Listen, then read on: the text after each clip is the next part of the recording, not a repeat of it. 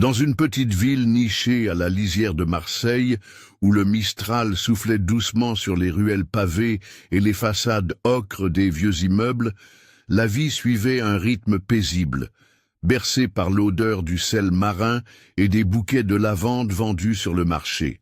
C'était l'été 2025, et la ville s'apprêtait à célébrer la fête de la musique, un événement où les rues s'animaient de mélodies, des chansons de Georges Brassens, au rythme moderne des groupes locaux.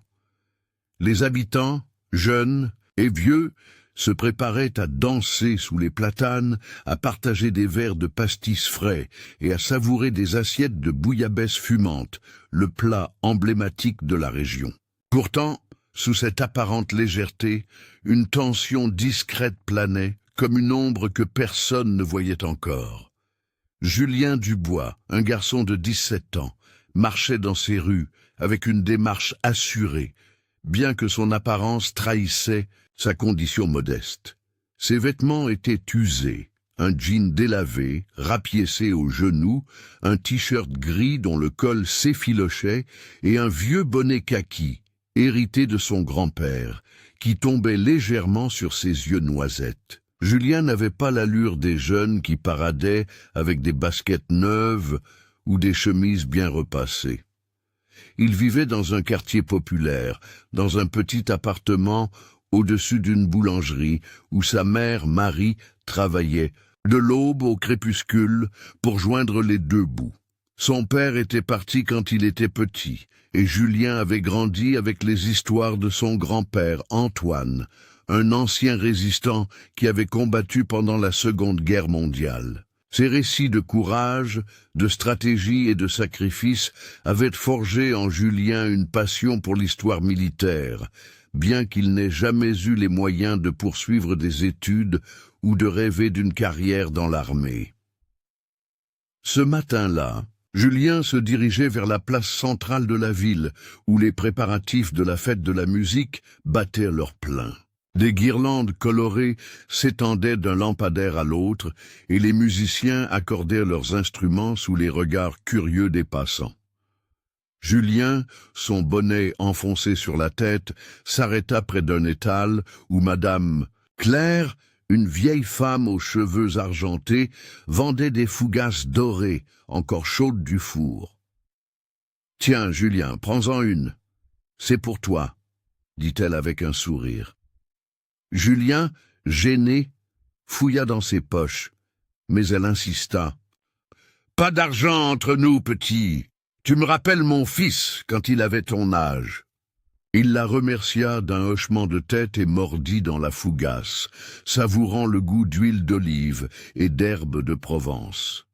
C'était l'un des rares moments où il se sentait accepté, loin des regards méprisants qu'il recevait, parfois à cause de ses vêtements usés, mais ce jour-là, un autre regard allait croiser le sien, un regard chargé de dédain. Non loin de la place, près de la fontaine ornée d'une statue de Marianne, se tenait le capitaine Pierre Lefebvre, un officier de la Légion étrangère, basé dans une caserne à quelques kilomètres de là. Lefebvre était l'image même de l'autorité. Grand, impeccablement vêtu de son uniforme kaki, les épaulettes ornées d'insignes rutilants, il dégageait une aura de confiance arrogante. À 40 ans, il avait gravi les échelons grâce à sa discipline de fer et à son mépris pour tout ce qu'il jugeait faible ou désordonné. Il était en ville ce jour-là pour superviser la sécurité du festival, une tâche qu'il considérait presque comme une corvée, loin des missions qu'il estimait dignes de son rang. Julien, son morceau de fougasse à la main, s'approcha de la fontaine pour boire un peu d'eau. Il remarqua un groupe d'hommes près d'un café, à l'écart de la foule. Ils parlaient à voix basse, leurs gestes nerveux, leurs regards scrutant les alentours. L'un d'eux, un type maigre avec une cicatrice sur la joue, glissa un sac sous une table avant de s'éloigner rapidement. Julien, curieux, s'approcha discrètement. Il n'était pas du genre à se mêler des affaires des autres, mais quelque chose dans leur comportement le mettait mal à l'aise. En se penchant légèrement, il entendit des bribes de conversation. Demain soir, pendant le festival, personne ne s'attendra. Les mots étaient vagues, mais le ton était sinistre. Julien sentit son cœur s'accélérer. Il avait lu assez de récits de guerre pour savoir que les détails anodins pouvaient cacher de grandes menaces. Il décida de suivre son instinct. Il traversa la place, cherchant quelqu'un à qui signaler ce qu'il avait vu. C'est alors qu'il aperçut le capitaine Lefebvre en grande discussion avec un policier local. Julien s'approcha, hésitant. « Monsieur capitaine, je crois », dit-il, sa voix tremblante mais déterminée. Lefebvre tourna la tête, son regard tombant sur le garçon comme s'il venait de remarquer une tache sur son uniforme. « Qu'est-ce que tu veux, gamin ?» répondit-il, son ton sec. Julien, ignorant le mépris, expliqua rapidement ce qu'il avait vu. Les hommes, le sac, les mots suspects. Mais avant qu'il ne puisse finir, Lefebvre éclata d'un rire froid, attirant l'attention des passants. « Toi, un gosse malfagoté qui joue les espions, retourne vendre des journaux ou mendier, va !» Les mots frappèrent Julien comme une gifle. Des rires étouffés s'élevèrent autour de lui, et il sentit ses joues s'empourprer. Il voulut répliquer, mais Lefebvre le coupa. « La sécurité, c'est mon affaire, pas celle d'un gamin qui sent la boulangerie. Dégage !» Humilié, Julien recula, serrant les poings. Il retourna vers l'étal de Madame Claire, qui avait assisté à la scène. « Ne fais pas attention à lui, Julien. Ces types en uniforme, ils croient tout savoir, » murmura-t-elle. Mais Julien ne pouvait pas oublier. Il savait ce qu'il avait vu, et son grand-père lui avait appris une chose. Un vrai héros agit, même quand personne ne le croit. Il décida de garder un œil sur ces hommes, même si cela signifiait agir seul.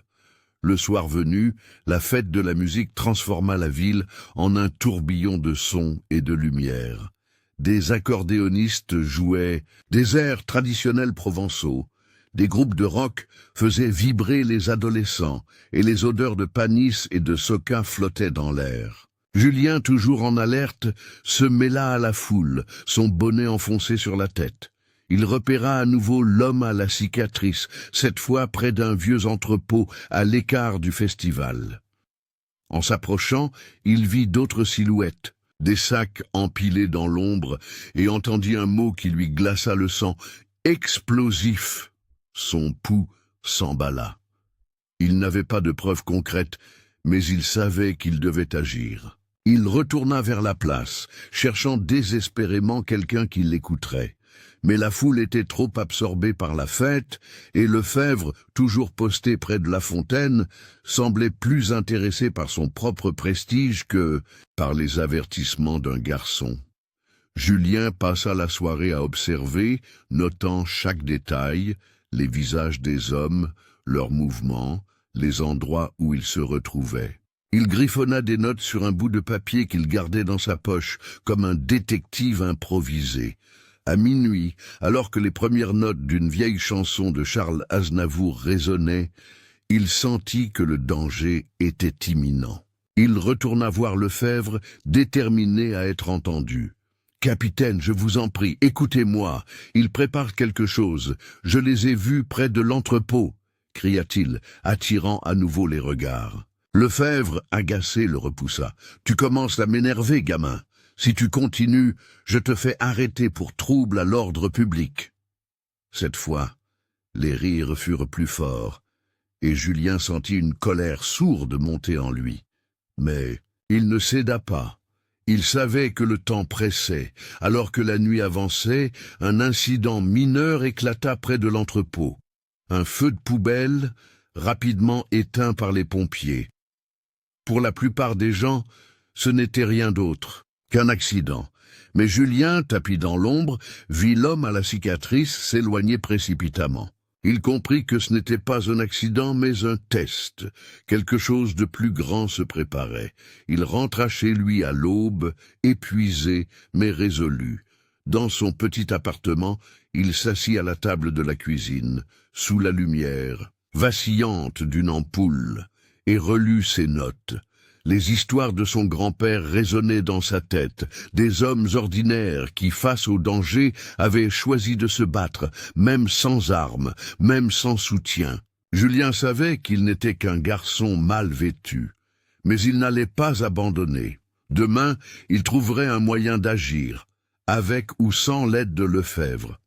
La ville, encore endormie sous les étoiles, ignorait que son destin reposait sur les épaules d'un adolescent que tout le monde sous-estimait. Le lendemain matin, le soleil se leva sur la ville, baignant les toits de tuiles rouges dans une lumière dorée. Les rues, encore jonchées de confettis de la veille, retrouvaient leur calme habituel, mais Julien n'avait pas dormi. Assis sur son lit, il fixait le carnet où il avait noté tout ce qu'il avait vu. Les descriptions des hommes, l'emplacement de l'entrepôt, les mots qu'il avait entendus. Il savait que le temps pressait, mais il n'avait ni l'autorité, ni les moyens pour agir seul. Il pensa à son grand-père, Antoine, dont les médailles rouillées trônaient sur une étagère dans le salon. Le courage, Julien, ce n'est pas d'avoir des armes ou des galons. C'est de faire ce qui est juste, même quand tout le monde te tourne le dos, lui avait-il dit un jour. Ces mots le hantaient. Julien enfila son bonnet et descendit à la boulangerie de sa mère. L'odeur du pain frais emplissait l'air, et Marie, les mains couvertes de farine, lui lança un regard inquiet. « Tu as une mine affreuse, mon chéri. Tu n'as pas dormi ?» Julien esquiva la question, attrapant un croissant encore chaud. « Maman, je dois faire quelque chose d'important aujourd'hui. Ne t'inquiète pas, d'accord ?» Elle fronça les sourcils, mais elle connaissait son fils. Il avait toujours été têtu comme son grand-père. « Fais attention, Julien. Cette ville peut être cruelle avec ceux qui se mêlent de ce qui ne les regarde pas. » Julien retourna sur la place centrale, où les préparatifs pour le deuxième jour de la fête de la musique reprenaient. Les musiciens installaient leurs instruments et les marchands disposaient leurs étals de tapenade, d'olives et de savon à la lavande. Julien chercha un moyen d'approcher l'entrepôt sans se faire remarquer. Il savait qu'il ne pouvait pas retourner voir Lefebvre, pas après l'humiliation de la veille. Mais il y avait quelqu'un d'autre à qui il pouvait parler. Monsieur André, le vieux padero qui tenait une boulangerie à 2 rues de là. André était un homme bourru, mais il avait toujours été gentil avec Julien, et il avait lui-même servi dans l'armée des années auparavant. Peut-être qu'il l'écouterait. Julien trouva André en train de pétrir une pâte à fougasse derrière son comptoir. « Monsieur André, j'ai besoin de votre aide, » dit-il, essoufflé. Il raconta tout, les hommes suspects, le sac, les mots qu'il avait entendus. André l'écouta sans l'interrompre, ses mains continuant de travailler la pâte. Quand Julien eut fini, le vieux padero posa ses poings sur le comptoir. « Tu es sûr de ce que tu as vu, petit ? Ce sont des accusations graves. » Julien hocha la tête. « Je le jure, monsieur André, je ne suis pas fou. » André soupira, essuyant la farine de son front. « D'accord, je vais parler à quelques amis. Mais toi, sois prudent. Ces gens-là, s'ils sont ce que tu penses, ils ne plaisantent pas. » Encouragé, Julien décida de retourner près de l'entrepôt. Il se cacha derrière une pile de caisses en bois, observant les allées et venues. L'homme à la cicatrice était là, discutant avec 2 autres types, tous habillés de manière anodine, comme des ouvriers. Mais Julien remarqua leurs regards nerveux, leurs gestes brusques. Ils chargèrent plusieurs sacs dans une camionnette blanche, et l'un d'eux mentionna un nom, le Vieux Port. Julien sentit son estomac se nouer. Le Vieux Port de Marseille, à quelques kilomètres, était l'un des endroits les plus fréquentés de la région, surtout pendant la fête de la musique. Si quelque chose devait arriver, ce serait là. Il retourna voir André, qui avait réuni 2 autres personnes, Madame Claire, la vendeuse de Fougas, et une ancienne professeure d'histoire, Madame Dupont, connue pour son franc-parler, et sa connaissance des événements locaux. Ensemble, ils écoutèrent Julien. « On ne peut pas ignorer ça, » dit Madame Dupont, ajustant ses lunettes. « Mais sans preuve, la police ne fera rien. Et cet officier, Lefebvre, ne semble pas du genre à écouter un gamin. » André hocha la tête. « On va surveiller l'entrepôt nous-mêmes. Julien, tu nous montres où c'est. » Le petit groupe, improbable mais déterminé, se mit en route. Ils se postèrent à différents endroits autour de l'entrepôt, faisant semblant de vaquer à leurs occupations.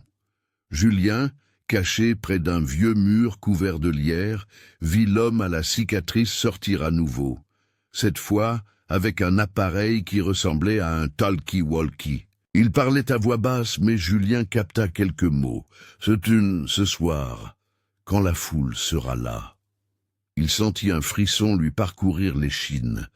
Il devait prévenir quelqu'un, mais qui? La police locale semblait débordée par le festival et Lefebvre l'avait déjà ridiculisé 2 fois.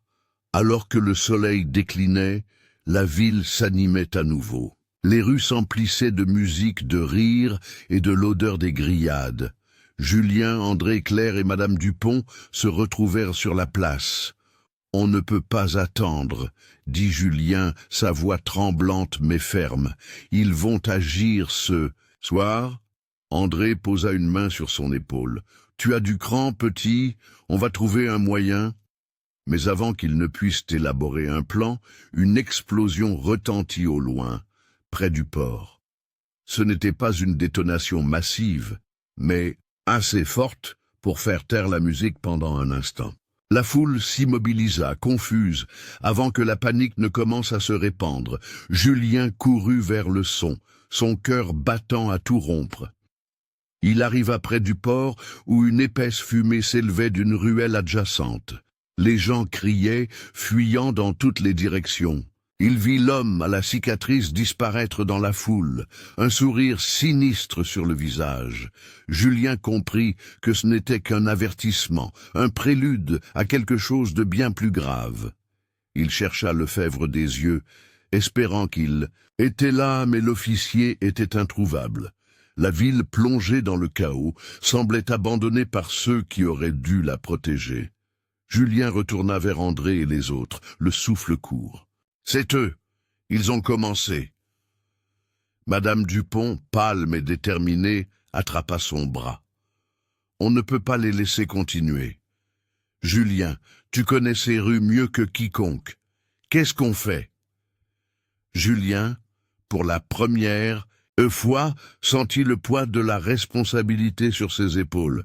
Il n'était qu'un garçon, mais il n'avait pas le choix. Il guida le groupe vers une ruelle discrète où il pourrait observer sans être vu. Là, sous les étoiles qui perçaient le ciel de Provence, Julien commença à élaborer un plan, inspiré des récits de son grand-père. La ville était en danger, et lui, le garçon mal vêtu, était peut-être le seul à pouvoir la sauver. La fumée s'élevait encore en volute grise au-dessus de la ruelle près du port où l'explosion de la veille avait semé la panique. Les rues de la petite ville près de Marseille, d'ordinaire si paisibles avec leurs façades ocre et leurs volets bleus, vibraient maintenant d'une tension palpable. Les habitants, encore sous le choc, murmuraient dans les cafés, échangeant des théories sur ce qui s'était passé. Certains parlaient d'un accident, d'autres d'un acte criminel. Mais Julien Dubois, le garçon de 17 ans aux vêtements, usé et au bonnet kaki, savait que ce n'était que le début. Il avait vu l'homme à la cicatrice, entendu leur plan, et il portait en lui une certitude que personne d'autre ne semblait partager. La ville était en danger, et le temps pressait. Julien, accompagné d'André le Padero, de Madame Claire la vendeuse de Fougas et de Madame Dupont, l'ancienne professeure d'histoire, s'était réfugié dans une ruelle étroite, à l'abri des regards. Sous la lumière pâle d'un réverbère, Ils formaient un groupe improbable, uni par une mission qu'aucun d'eux n'avait anticipée. Julien, les poings serrés, expliquait ce qu'il avait vu près de l'entrepôt. Les sacs, les hommes, les mots sur le vieux port. « Il prépare quelque chose de gros », dit-il, sa voix tremblante mais résolue. « Ce feu hier soir, c'était un test. Il voulait voir comment la ville réagirait. » André, les bras croisés, fronça les sourcils. « Tu es sûr, petit? Si tu te trompes, on va passer pour des fous. » Mais Madame Dupont, ajustant ses lunettes, intervint. « Ce garçon a l'instinct d'un soldat. Mon père était dans la résistance. Et il disait toujours, mieux vaut agir sur un doute que regretter un silence. » Le groupe décida de se diviser. André et Madame Claire iraient discrètement parler aux commerçants du marché, espérant, glanèrent des informations sur des étrangers ou des comportements suspects. Madame Dupont, avec ses contacts dans la mairie, tenterait d'alerter les autorités locales, même si elle doutait qu'ils prennent un groupe de civils au sérieux. Julien, lui, insista pour retourner près de l'entrepôt. « Je connais ces ruelles comme ma poche, dit-il. Si quelque chose se passe, je le verrai. » Malgré les protestations d'André, qui trouvait l'idée trop dangereuse, Julien tint bon. Il avait grandi dans ces rues, courant entre les étals du marché, escaladant les murs des vieux bâtiments pour impressionner ses amis. S'il avait un endroit où il pouvait être utile, c'était là. Sous un ciel d'un bleu éclatant, Julien se glissa dans les ruelles menant à l'entrepôt. Les odeurs de la mer et de l'huile d'olive flottaient dans l'air, mêlées à celles du pain frais des boulangeries voisines. Il passa devant un café où des vieux jouaient à la pétanque, leur rire contrastant avec l'angoisse qui lui nouait l'estomac. En approchant de l'entrepôt, il remarqua une activité inhabituelle. La camionnette blanche qu'il avait vue la veille était de retour, garée à l'ombre d'un platane. Deux hommes, dont l'un à la cicatrice, déchargeaient des caisses en bois, leurs gestes rapides et nerveux. Julien se cacha derrière un mur, son cœur battant à tout rompre. Il sortit son vieux carnet et griffonna ce qu'il voyait. Le numéro de la plaque d'immatriculation, les descriptions des hommes, le nombre de caisses.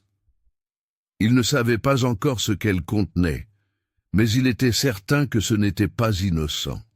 Soudain, un bruit de pas lourd le fit sursauter. Il se retourna et vit un policier local, un homme corpulent nommé Marcel, qui patrouillait dans la ruelle. Julien hésita. Marcel était connu pour être un peu paresseux, préférant siroter un pastis au café plutôt que de courir après les ennuis. Mais Julien n'avait pas le choix. Il s'approcha, son bonnet enfoncé sur la tête. « Monsieur Marcel, il faut que vous voyiez ça, » murmura-t-il, montrant l'entrepôt du Menton. Marcel le dévisagea, un sourcil levé. « Toi, le gamin de la boulangerie, qu'est-ce que tu fabriques ici ?» Julien expliqua rapidement, mais Marcel l'interrompit. « Écoute, petit, c'est la fête de la musique, on a assez de problèmes, avec les pickpockets et les ivrognes. Va jouer ailleurs. » Déçu, mais pas surpris, Julien recula. Il savait que personne ne le prendrait au sérieux, pas avec ses vêtements rapiécés et son air d'adolescent. Alors que la journée avançait, la ville s'animait à nouveau pour le deuxième soir du festival. Les rues s'emplissaient de musique. Un accordéoniste jouait sous le ciel de Paris, tandis qu'un groupe de jeunes chantait des chansons provençales, leurs voix résonnant contre les murs de pierre. Julien, toujours en alerte, rejoignit André et les autres sur la place centrale. Ils avaient peu d'informations nouvelles, mais Madame Claire avait entendu un commerçant parler d'un groupe d'hommes qui achetaient de grandes quantités de produits chimiques au marché noir. « Ça pourrait être rien, dit-elle, mais ça pourrait aussi être quelque chose. » Julien hocha la tête. « On doit retourner à l'entrepôt ce soir. Ils vont bouger, je le sens. » Au crépuscule, le groupe se posta à nouveau près de l'entrepôt, chacun prenant position dans l'ombre. Julien, caché derrière une pile de palettes, vit l'homme à la cicatrice parler dans son talkie-walkie. Cette fois, il capta des mots clairs. « Minuit, le vieux port, tout sera prêt. » Son sang se glaça. Le vieux port, avec ses milliers de visiteurs pour le festival, serait une cible parfaite. Il fit signe à André, qui hocha la tête gravement. « On doit prévenir quelqu'un, » murmura le padero. « Mais qui ?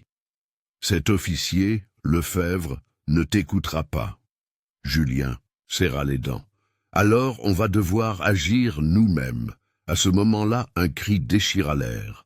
Un groupe de jeunes, éméchés par le pastis, avait accidentellement renversé une poubelle près de l'entrepôt, attirant l'attention des hommes à l'intérieur. L'homme à la cicatrice sortit, furieux, et Julien se figea. Il était trop près, trop exposé. L'homme le repéra et plissa les yeux. « Toi là, qu'est-ce que tu fais ?» cria-t-il avançant vers lui. Julien, paniqué, s'enfuit dans la ruelle, zigzagant entre les murs étroits. Il entendit des pas derrière lui, lourds et rapides. Son cœur battait à tout rompre, mais il connaissait ces rues mieux que quiconque.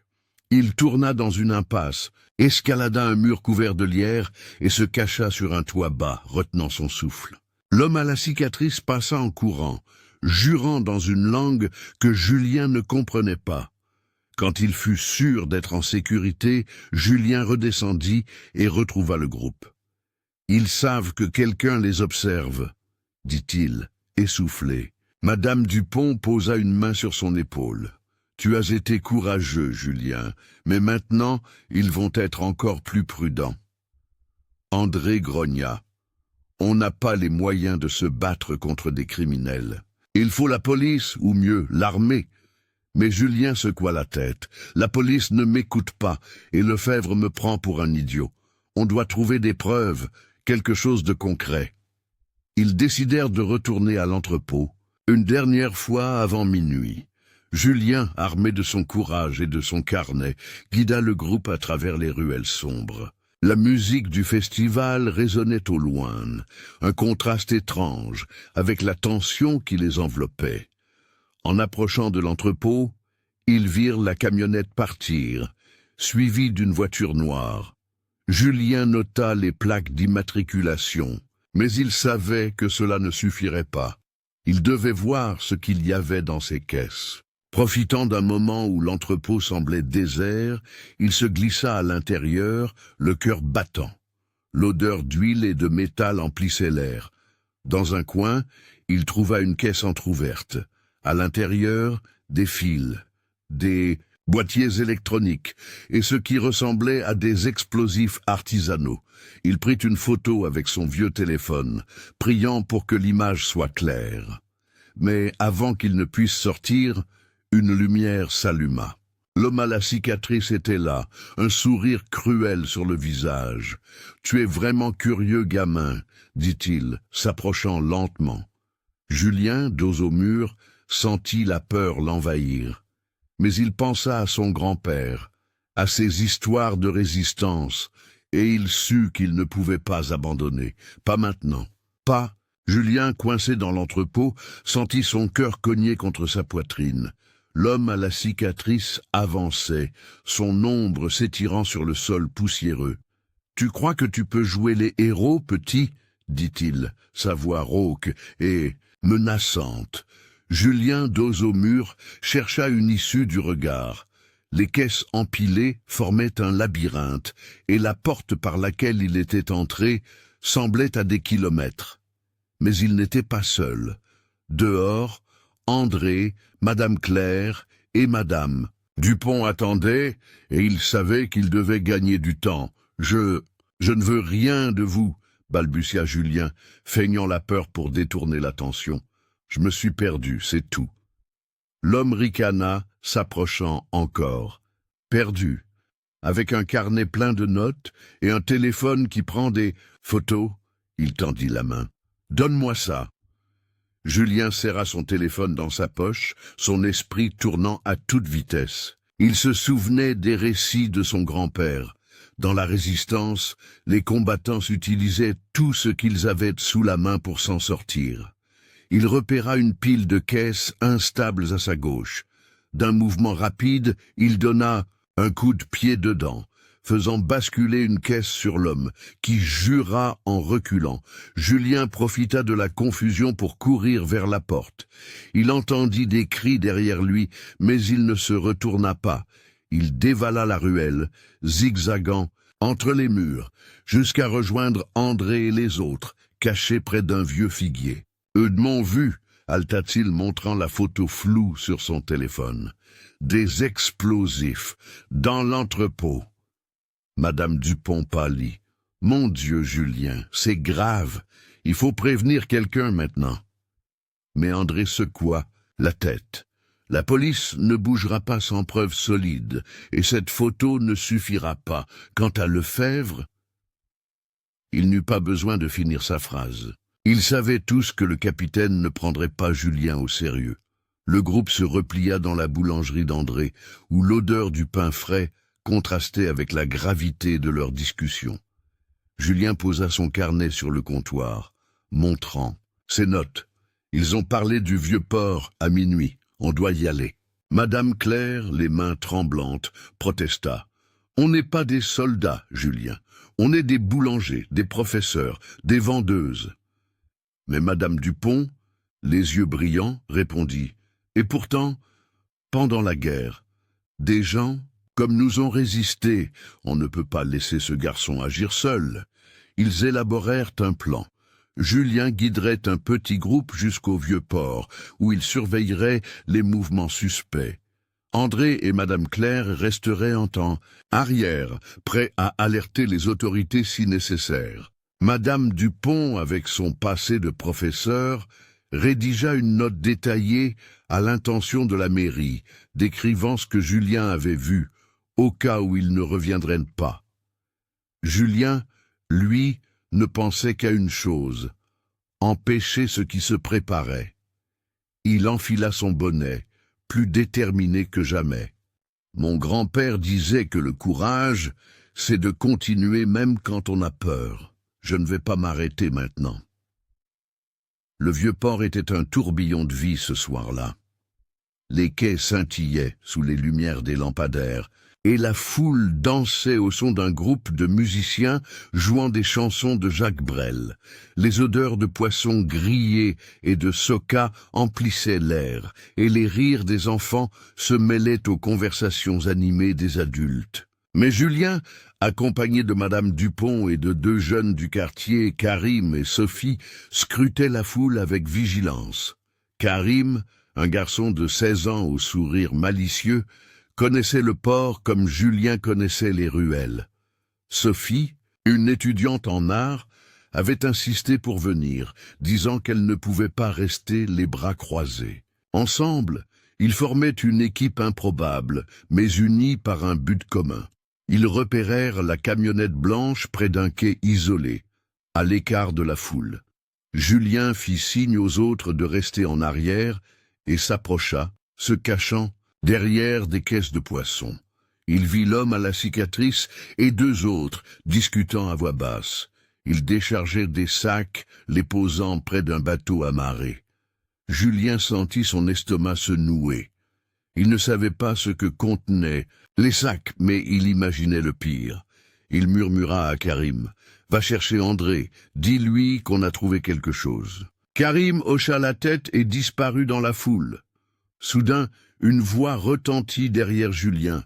« Encore toi, gamin ?» Il se retourna le cœur battant et vit le capitaine Pierre Lefebvre en uniforme, les bras croisés.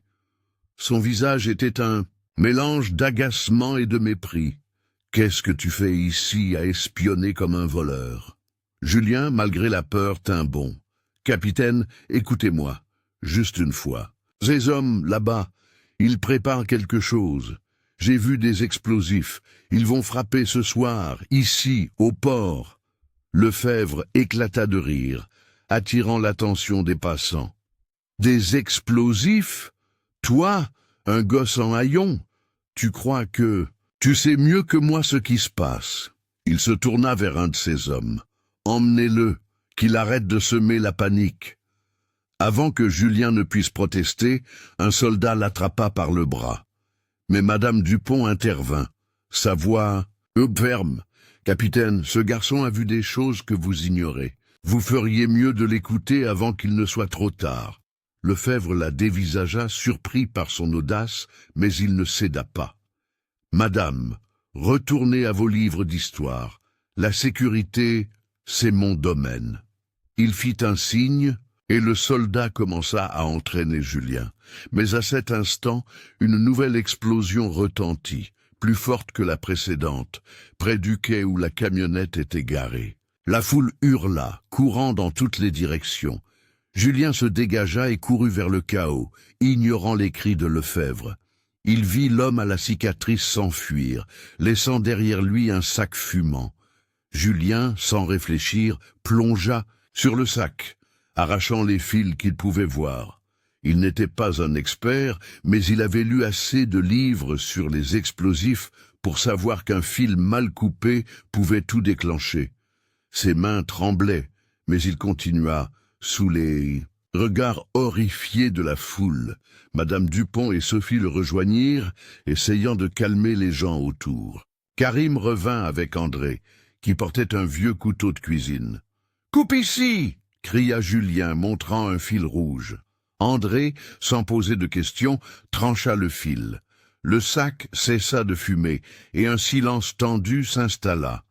La foule, encore paniquée, commença à réaliser ce qui venait de se passer. Julien, à bout de souffle, se releva, son bonnet tombant sur ses yeux. Lefebvre, qui avait observé la scène de loin, s'approcha, le visage blême. Pour la première fois, il ne dit rien, mais Julien savait que ce n'était pas fini. L'homme à la cicatrice avait disparu, et d'autres sacs étaient peut-être encore là, cachés quelque part sur le port. Il regarda Lefebvre droit dans les yeux. « Vous me croyez maintenant ?» Le capitaine, pour la première fois, sembla hésiter. La ville, sous les étoiles de Provence, tremblait encore, mais Julien, le garçon mal vêtu, venait de prouver qu'il était plus qu'un gamin. Des rues.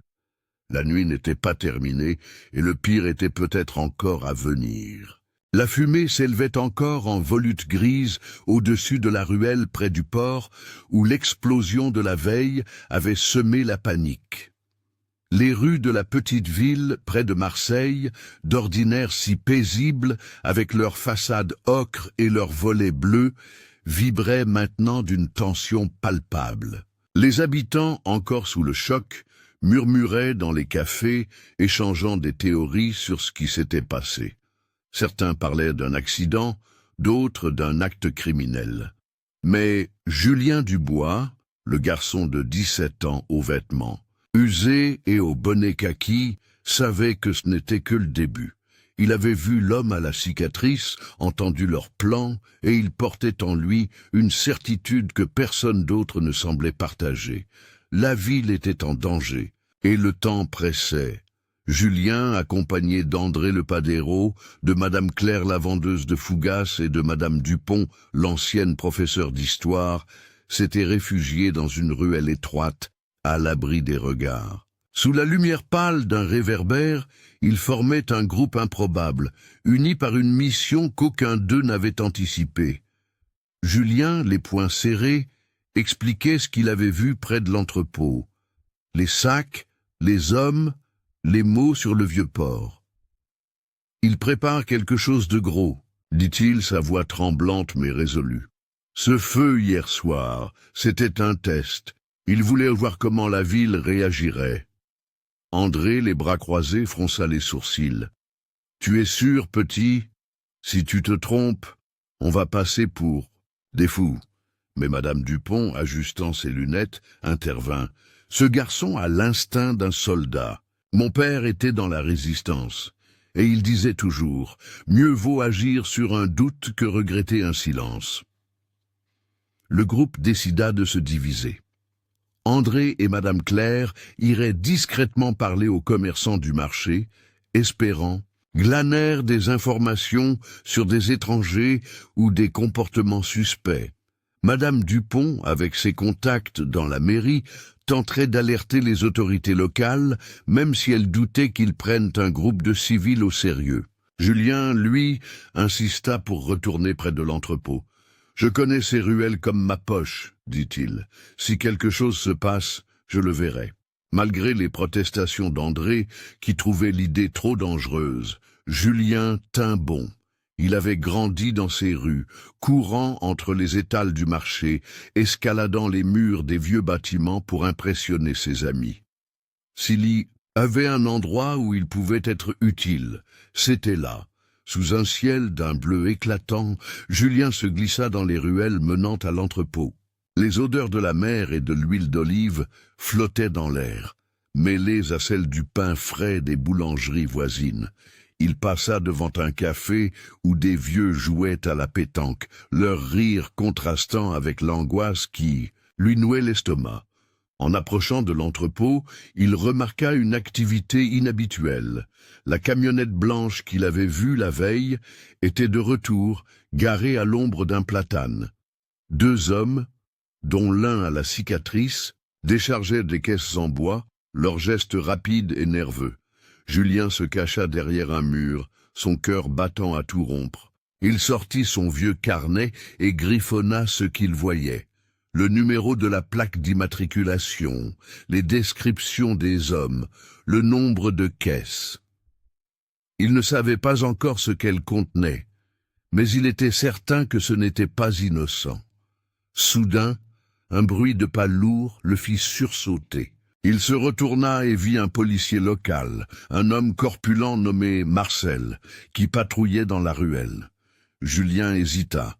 Marcel était connu pour être un peu paresseux, préférant siroter un pastis au café plutôt que de courir après les ennuis. Mais Julien n'avait pas le choix. Il s'approcha, son bonnet enfoncé sur la tête. « Monsieur Marcel, il faut que vous voyiez ça, » murmura-t-il, montrant l'entrepôt du Menton. Marcel le dévisagea, un sourcil levé. « Toi, le gamin de la boulangerie, qu'est-ce que tu fabriques ici ?» Julien expliqua rapidement, mais Marcel l'interrompit. « Écoute, petit, c'est la fête de la musique, on a assez de problèmes, avec les pickpockets et les ivrognes. Va jouer ailleurs. » Déçu, mais pas surpris, Julien recula. Il savait que personne ne le prendrait au sérieux, pas avec ses vêtements rapiécés et son air d'adolescent. Alors que la journée avançait, la ville s'animait à nouveau pour le deuxième soir du festival. Les rues s'emplissaient de musique. Un accordéoniste jouait Sous le ciel de Paris, tandis qu'un groupe de jeunes chantait des chansons provençales, leur voix résonnant contre les murs de pierre. Julien, toujours en alerte, rejoignit André et les autres sur la place centrale. Ils avaient peu d'informations nouvelles, mais Madame Claire avait entendu un commerçant parler d'un groupe d'hommes qui achetaient de grandes quantités de produits chimiques au marché noir. « Ça pourrait être rien, dit-elle, mais ça pourrait aussi être quelque chose. » Julien hocha la tête. « On doit retourner à l'entrepôt ce soir.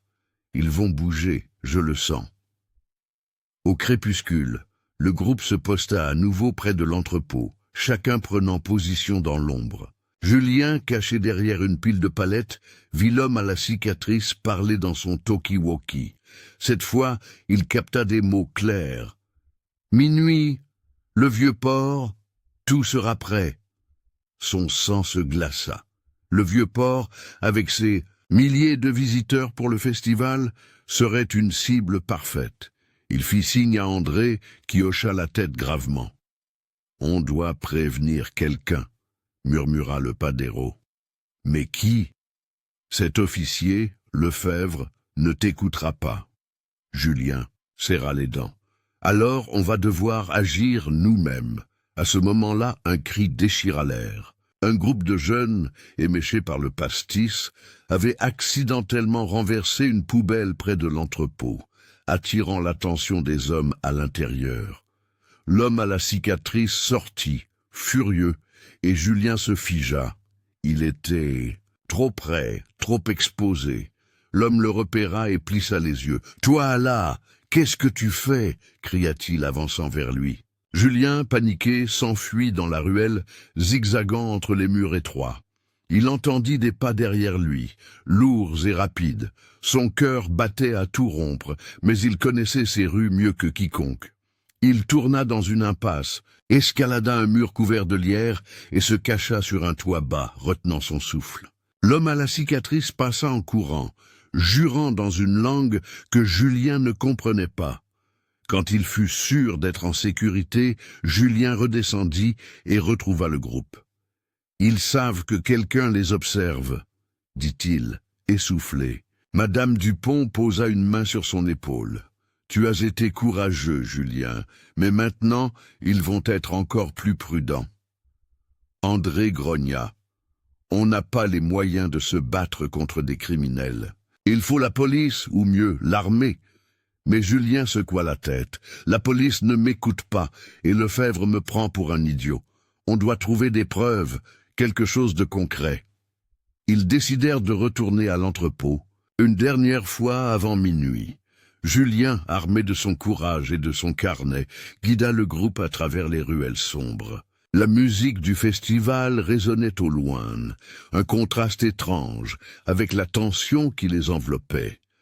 En approchant de l'entrepôt, ils virent la camionnette partir, suivie d'une voiture noire. Julien nota les plaques d'immatriculation, mais il savait que cela ne suffirait pas. Il devait voir ce qu'il y avait dans ces caisses. Profitant d'un moment où l'entrepôt semblait désert, il se glissa à l'intérieur, le cœur battant. L'odeur d'huile et de métal emplissait l'air. Dans un coin, il trouva une caisse entr'ouverte. À l'intérieur, des fils, des boîtiers électroniques et ce qui ressemblait à des explosifs artisanaux. Il prit une photo avec son vieux téléphone, priant pour que l'image soit claire. Mais avant qu'il ne puisse sortir, une lumière s'alluma. L'homme à la cicatrice était là, un sourire cruel sur le visage. « Tu es vraiment curieux, gamin, » dit-il, s'approchant lentement. Julien, dos au mur, sentit la peur l'envahir. Mais il pensa à son grand-père, à ses histoires de résistance, et il sut qu'il ne pouvait pas abandonner. Pas maintenant. Pas. Le vieux port était maintenant un chaos organisé. Les soldats de Lefebvre, déployés sur les quais, fouillaient chaque bateau, chaque recoin, sous les regards anxieux des festivaliers. Les musiciens avaient cessé de jouer, et les odeurs de soca et de bouillabaisse semblaient appartenir à un autre monde, éclipsé par la tension qui pesait sur la ville. Julien, toujours entouré de son groupe improbable, André, Madame Dupont, Sophie et Karim, scrutaient la foule, cherchant l'homme à la cicatrice. Il savait que le chef des criminels ne renoncerait pas si facilement. Minuit était proche, et avec chaque minute qui passait, le danger grandissait. Julien, son bonnet kaki enfoncé sur la tête, guida le groupe vers une jetée isolée, où un petit bateau à moteur était amarré. Il avait un pressentiment, un instinct forgé par des années à naviguer les ruelles de sa ville. « C'est là », murmura-t-il, pointant le bateau. Lefebvre, qui les avait rejoints, fronça les sourcils. « Tu es sûr, gamin ? On a déjà vérifié ce secteur. » Julien, fatigué mais déterminé, répondit « Vous avez vérifié ce que vous voyez, capitaine. Moi, je vois ce que les autres ignorent. » Pour la première fois, Lefebvre ne ricana pas. Il fit signe à ses hommes de suivre le garçon. À bord du bateau, ils trouvèrent ce que Julien craignait, un dernier sac d'explosifs relié à une minuterie. Le voyant clignotait, indiquant moins de 10 minutes avant la détonation. Lefebvre jura, appelant un démineur, mais Julien savait qu'il n'y avait pas assez de temps. Il s'agenouilla près du sac, examinant les fils avec une concentration intense. « Tu sais ce que tu fais ?» demanda Lefebvre, sa voix tremblante. Julien, sans lever les yeux, répondit « Pas vraiment, mais je ne vais pas laisser ce truc détruire ma ville. » André, à ses côtés, tenait son couteau prêt à couper. Madame Dupont, Sophie et Karim formaient un cercle autour de lui, comme une garde silencieuse. Julien, guidé par les souvenirs des schémas de son grand-père, identifia un fil vert. « Celui-là », dit-il à André. Le padero, les mains tremblantes, trancha. Rien ne se passa.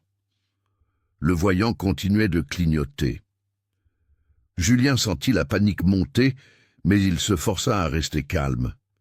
Il examina à nouveau le dispositif, repérant un second fil, noir cette fois. « Coupe celui-là aussi », ordonna-t-il. André obéit, et cette fois le voyant s'éteignit. La foule qui observait de loin poussa un cri de soulagement, mais Julien n'eut pas le temps de célébrer. Un bruit de pas lourds retentit derrière eux. L'homme à la cicatrice, blessé mais toujours dangereux, surgit de l'ombre, un pistolet à la main. « Vous croyez que c'est fini ?» grogna-t-il, visant Julien. Avant que quiconque ne puisse réagir, Lefebvre plongea, plaquant l'homme au sol. Une lutte s'engagea, et un coup de feu retentit, faisant hurler la foule. Julien, sans réfléchir, ramassa son tuyau rouillé et frappa l'homme à la jambe, le faisant tomber. Les soldats de Lefebvre prirent le relais, maîtrisant le criminel. Lefebvre, un peu sonné, se releva, une entaille au bras. Il regarda Julien, un éclat de respect dans les yeux. « Tu es un sacré gamin », murmura-t-il. Avec l'homme à la cicatrice arrêtée, les soldats fouillèrent le bateau et trouvèrent des documents révélant le plan complet. Une série d'explosions coordonnées pour semer la panique et déstabiliser la région. Grâce à Julien, le complot avait été déjoué. La foule rassemblée sur les quais commença à applaudir, d'abord timidement, puis avec ferveur. Julien, gêné, baissa son bonnet sur ses yeux.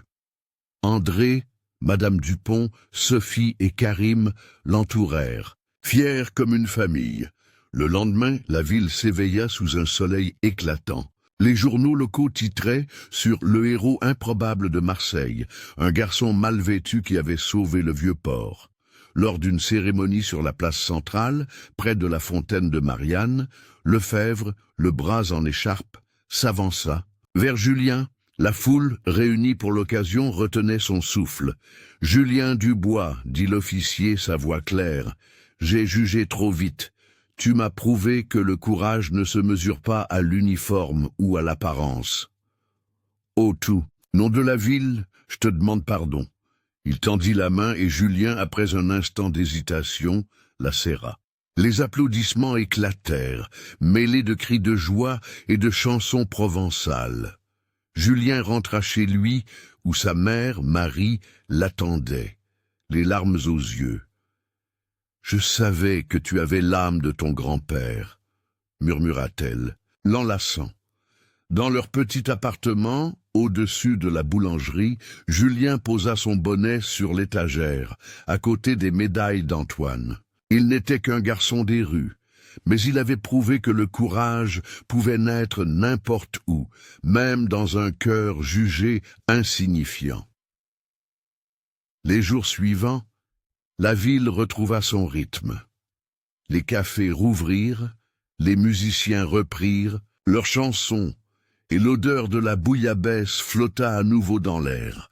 Mais quelque chose avait changé. Les gens regardèrent Julien autrement, avec respect.